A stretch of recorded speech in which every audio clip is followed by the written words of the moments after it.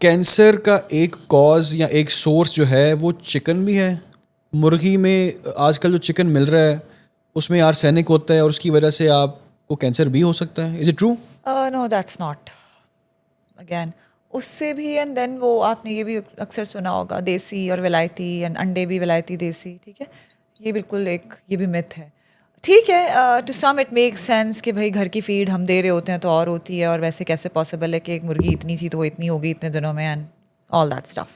आपकी body recognise ही नहीं कर रही भाई कि प्रोटीन कहाँ से आ रहा है, उसको सिर्फ इतना पता है ये एनिमल प्रोटीन है या ये प्लांट का प्रोटीन है, दैट्स इट।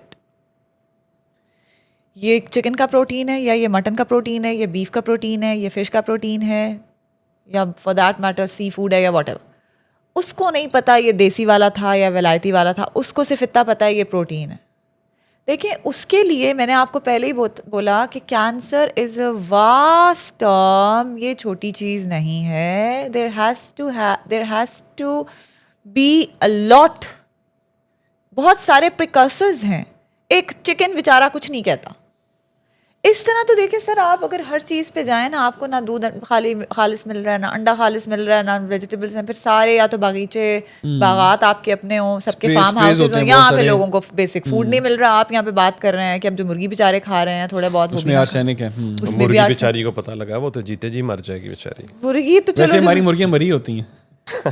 मतलब देखें आप बात सुने, आपने एक और भी चीज़ सुनी होगी कि जो मेरे पास अक्सर लोग जो आते हैं, जो ख़वातीन आती हैं, उनके आधे मसाइल होते हैं या अपनी सास के साथ आ रही हैं, अपनी मदर के साथ आ रही हैं। डॉक्टर साहब को भी इस बात का इल्म होगा अक्सर कि जी they are not able to conceive because उनको PCOS है, पॉलिसिस्टिक ओवरी सिंड्रोम या डिसऑर्डर, और वो जी कंसीव नहीं कर पा रही हैं, 26-26 साल की हैं, 18-18 साल की हैं।